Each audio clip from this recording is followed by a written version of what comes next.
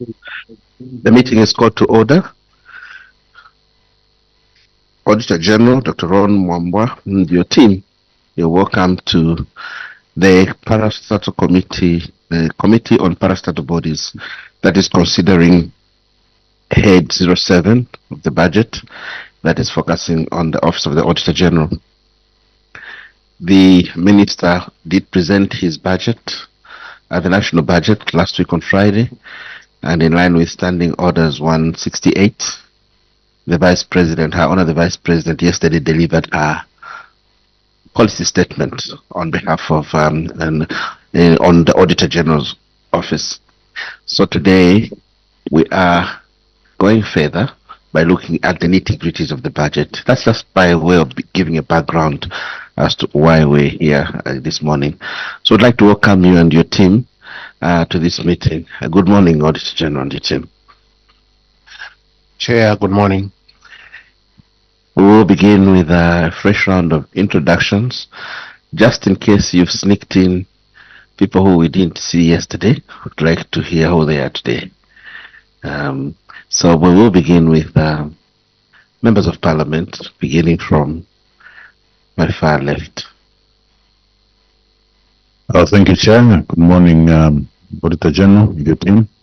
My name is Brian Munduvile, a member of Parliament from Port Coastal and a member of this committee. Thank you so much, Chair, and good morning, Acting DG. My name is Stephen Kinkengo, MP Shwangan constituency. Auditor General. Auditor General. Oh, Yeah, thank you. my apologies, Acting Auditor General. Good morning, Chair. Good morning, Auditor General and your team. My name is Vumango Musumali, Member of Parliament for Zambezi West constituency, and also a member of this committee. Thank you. Thank you, Chair. Good morning, AG and your team, and good morning, everyone. Member Julian, Member of Parliament for Chifunabuli constituency in Wapla province, and I'm a member of this committee. Thank you. Honorable Kambita. Thank you very much, Chairperson. Good morning, Acting Auditor General and the team. My name is Brian Kambita, Member of Parliament for Zambezi East. Chair, good morning. Witness, good morning. Honorable members, good morning. Anthony Kasando is my name, Member of Parliament for Bangori constituency in Zambia. Good morning, Auditor General and your team. My name is Movita Anakoka, Member of Parliament for Luena constituency. Thank you. Vice Chair. Good morning, Witness. Thank you. Good morning, Mr. Chairperson. My name is Mutinta Masoka, nominated member. Thank you, Chair. Good morning, Witness. Karen Dotsi is my name from the Office of the Clerk. Thank you. Director. Good morning, Honorable Chair. Good morning, Honorable Acting Auditor General and the team. My name is Mr. Fitzgerald Kateshi from the Office of the Clerk, specifically Parliamentary Budget Officer.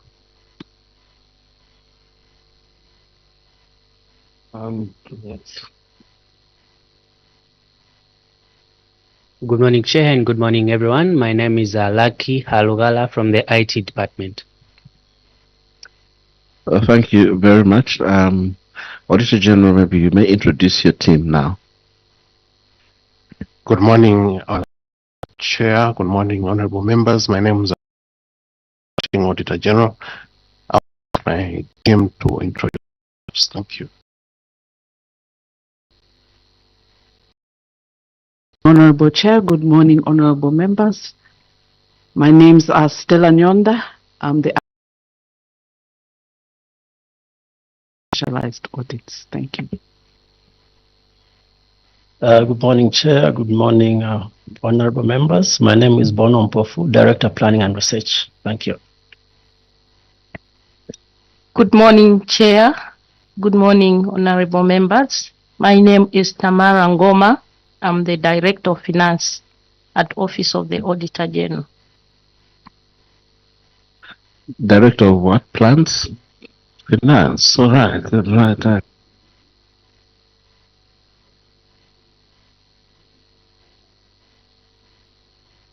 Let's proceed. Good morning, Chair. Good morning, honorable members. I'm Cynthia Matimba, Chief Planner in the Office of the Auditor General. Thank you. Good morning, Honorable Chairperson. Good morning, Honorable members. My name is Ellen Chikale, Head of Public Relations. Good morning, Chair. Good morning, Honorable members. My name is Mwikampoya, Senior Planner. Good morning, Chair, and good morning, honorable members. My name is Mukobambula Kulima from the Ministry of Finance and National Planning and the Budget Office and Desk Office of the Auditor General. Good morning, Chair. Good morning, honorable members. My name is Emmanuel Chisalu, Acting Principal Planner, Office of the Auditor General. Thank you, Chair. Good morning, everyone. My name is Simon Munyama. Senior Planner, Office of the Auditor General. Auditor General, yes, please go ahead. Good morning, Chair. Good morning, honorable members. My name is Mutinta Chenda. I'm Acting Assistant Director, Human Resource and Administration. Thank you very much. Is that the end of your big team, Auditor General? That's all?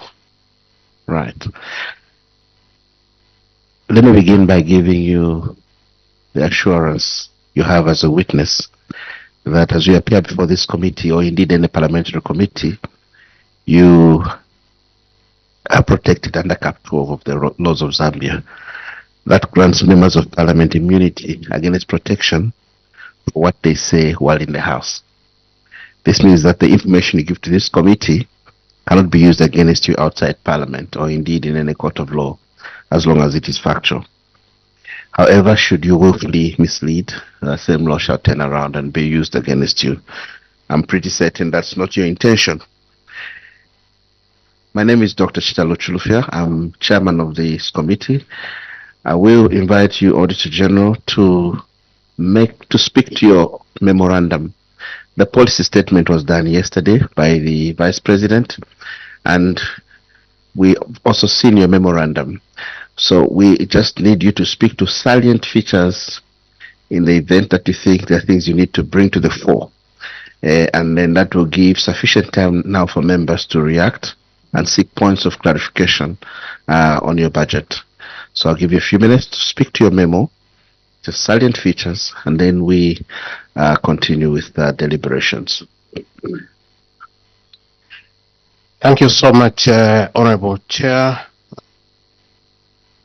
for giving us this opportunity to speak to our budget presentation. Chair, the memorandum was submitted, and as you have rightly pointed out, I believe that the members have gone through. My memorandum is divided into 4 parts. The first part talks about the trend analysis of the budget allocations for the period 2023 to 2025. The second part talks about the implications of the 2025 budget allocation in meeting set targets. The third part talks about anticipated constraints in executing the 2025 budget. The third part talks about recommendations to address the constraints.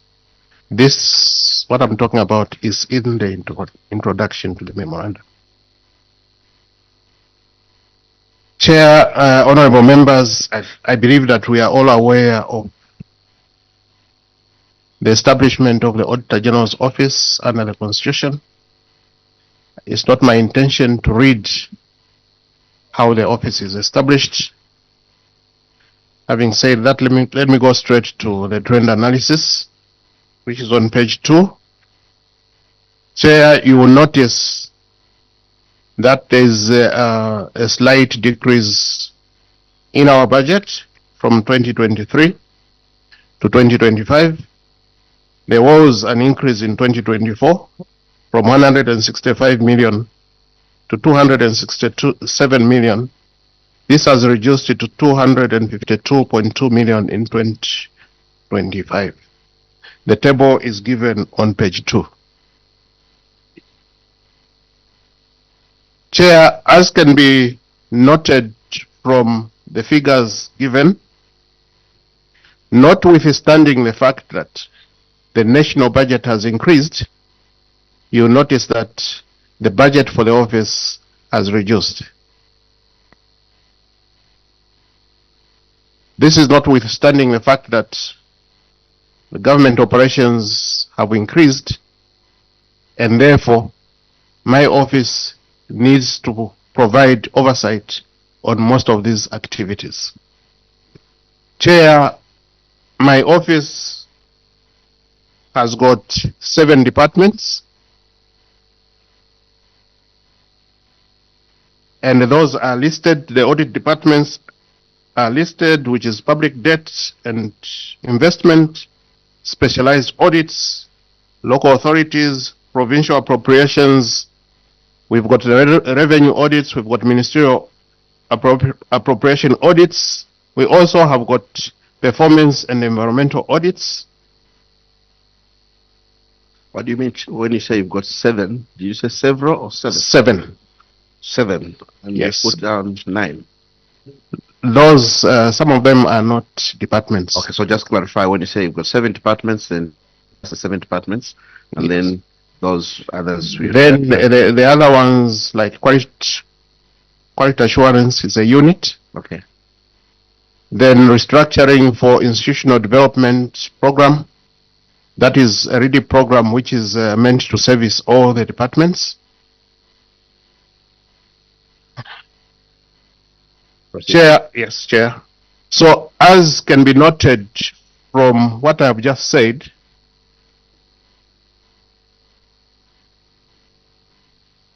can I continue?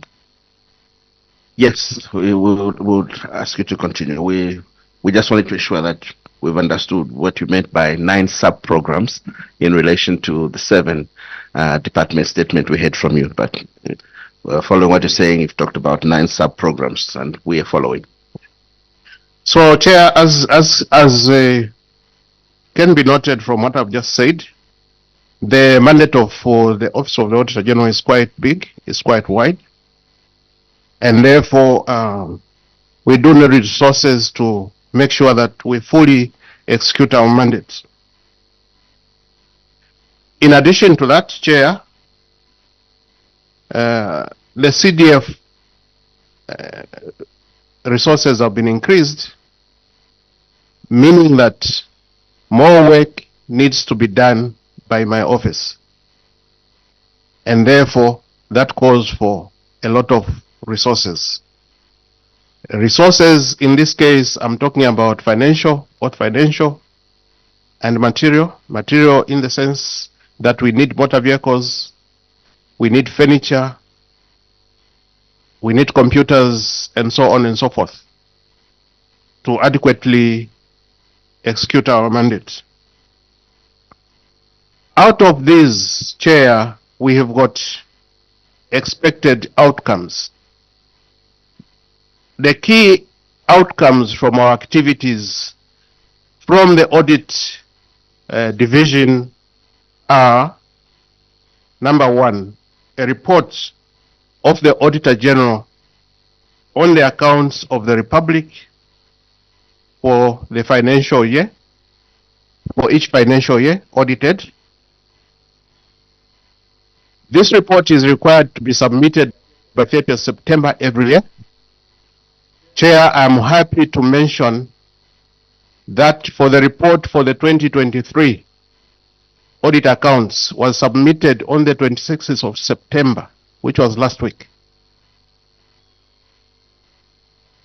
The other report that we need to submit is the report on the accounts of parastate organizations and statutory bodies, which is also supposed to be submitted by 31st December. Then we need to produce a report on local authorities. Apart from that, Chair, we also need to produce a report on the CDF. This year, we are looking at producing 6 performance audit reports from selected thematic areas. Chair, I must mention that we are on course to producing all these reports on time. In the light of the aforesaid, Chair, it is the importance of the Auditor General's office cannot be overemphasized because of the responsibilities and the services that we provide to the Zambian people.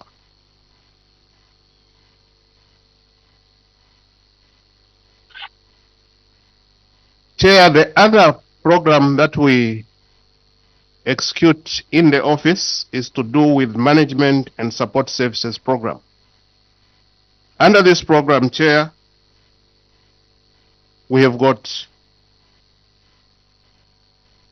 5 units, if I may call them units or sub-programs, namely human resource, management and administration, financial management,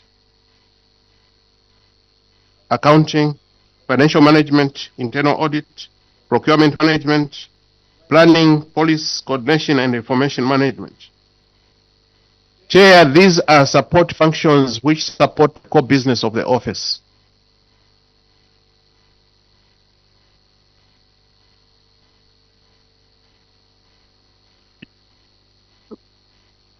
And in order to make sure that the support function is effective,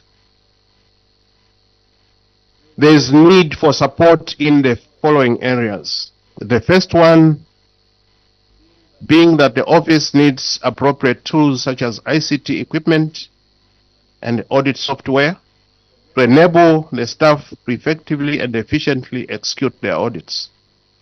Secondly, the office requires a reliable fleet of motor vehicles to enable our officers execute the core functions.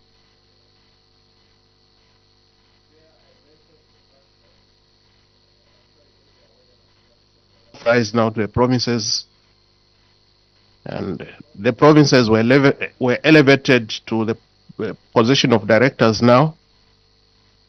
What that means is that, Chair, there's some expansion in terms of human resource.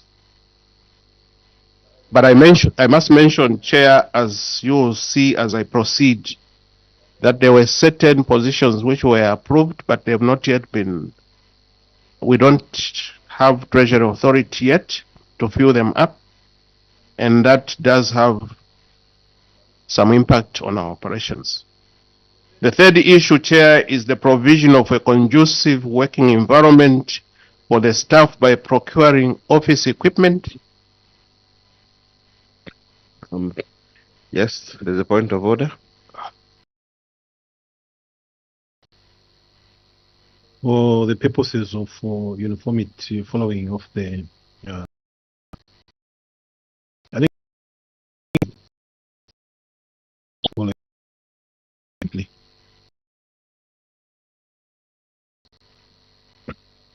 proceed from the beginning. Proceed.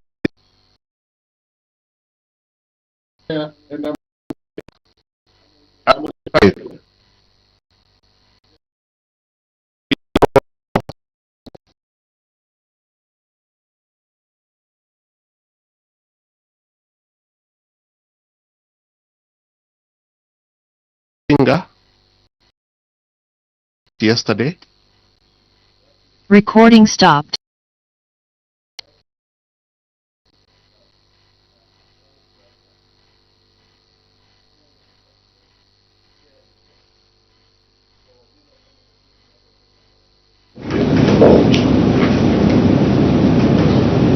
Chair, I'm going on the implications of the 2025 budget allocation.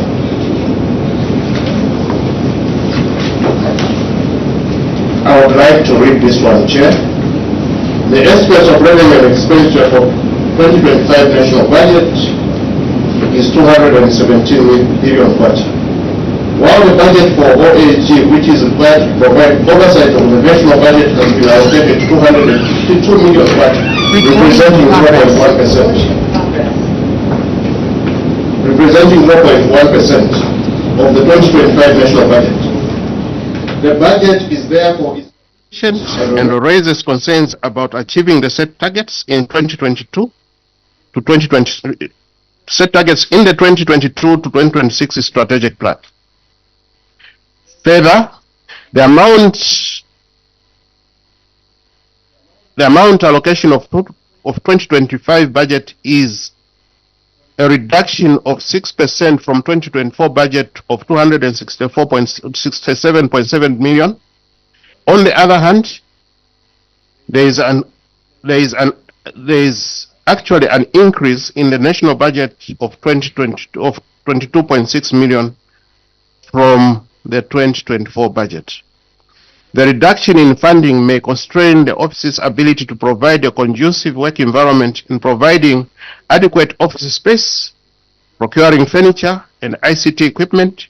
It will also affect the office's ability to procure required number of motor vehicles and adequately maintain the old fleet of motor vehicles to achieve optimal operations. Further, the budget reduction could potentially limit the office's ability to expand its audit coverage. Recording stopped. Fund, farmer input support, social cash transfer, and the road infrastructure as seen in the law.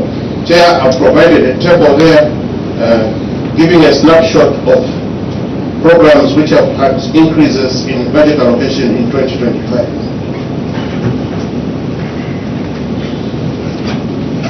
So, what are the anticipated constraints in executing the 2025 budgets? These are listed as follows: inadequate number of motor vehicles. The shortage of motor vehicles significantly delays the audit process, as audit teams often have to wait for the availability of motor vehicles before they can go on inspection tours. The second constraint is inadequate staff. I've already alluded to the fact that as we had a restructuring program approved, some positions have not yet been funded and hence have not yet been filled. We do have a challenge with office space and furniture. I've already alluded to the fact that, for instance, in Muchinga, we don't have our own building there. We are renting a building, and our officers are inadequately accommodated in terms of office space. We have the issue of operationalization of the State Audit Act and the Audit Act of 2016. This issue has been outstanding for some time now. It is our view that if these two acts are actually operationalized, they may go a long way in trying to address some of the administrative issues that the office is facing. In terms of recommendations to address the constraints, Chair, my office has adopted a risk-based approach. What normally happens, I think members may want to know, is that at the beginning of the year, before we start our audits, we profile all our clients in terms of who is the high risk, medium risk, and low risk. And then we allocate resources and audit time accordingly. So that is what happens, and we continue to adopt this strategy, especially in the face of limited resources. We are also implementing the audit management system. This audit management system will enable us undertake our audits efficiently and effectively, and reduce the audit process times because of the use of IT. Chair, we foresee with support from members of Parliament, Executive, the operationalization of the legal framework That is the acts which I've just referred to. We are also hopeful that we can get additional funding for us to procure motor vehicles and ICT equipment. We are also hopeful that we will get the necessary treasury authority to fill up the vacant positions in the office of the Auditor General. Chair, I submit. Well, thank you very much, Auditor General, for your memorandum. Members are now at liberty to seek points of clarification. Honorable Anakoka. Thank you, Chair. Chair, I just have one. Thank you very much, Auditor General, for that briefing. I can see you are emphasizing the issue of being inadequate funding, especially given the increase in the budget estimates. Basically, the more money being spent out there in the public, the more auditing you need to do in order to provide assurance services. Allow me to pick your mind on a suggestion or a thought that has been put out there in relation to auditing parastatals. Some people have suggested that maybe as part of allowing our parastatals to be competitive, given that they are competing against companies in some instances that do not have so many legislative burdens on their shoulders. In relation to auditing, and that would also relieve you of some responsibilities. In relation to auditing, are you open to the idea of parastatals that companies to be audited by independent auditors without involvement of the Auditor General, except if there is a special commission of, say, a forensic audit. In that way, it means that they will be reporting like any other company without having to also fall under the purview of the Office of the Auditor General as parastatals. And that, of course, being mindful of the fact that for that to happen, there is need for legislative reforms. So would you be in support of such changes to the legislation, be it the Constitution and the other subsidiary legislation in that regard? Thank you, Chair.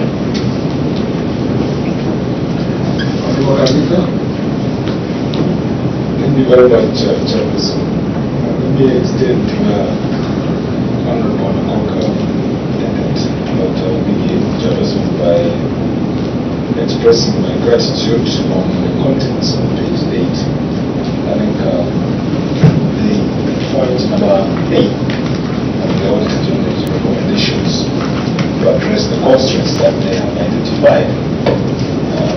Of course, of that one, they have talked about the risk-based audit approach that they are taking. It will be interesting for this committee, if not too much to ask. Recording in progress. What you have come up as the risk profiles for the institutions that you are auditing, because that will give us a little bit of insights before the report comes. Though it's not really demanding, but I'm requesting that if it's not too much to ask, because to give us an understanding on how you arrive at the risk institutions. The second thing I wanted to find out from the Auditor General is I of course under Cap 12, if he can give an opinion on especially legislation that guides their work. I take notice of the fact that the Financial Management Act number 2. Recording stopped. Financial Management Act number 1 of 2018 is the one that regulates the preparation, maintenance of accounting records in these public institutions. Recording in progress. But again, public institutions are in different categories. There is the clear-cut ministries, and there are these parastatals. Parastatals are also in different categories. Others are real companies which are really competitive remotely.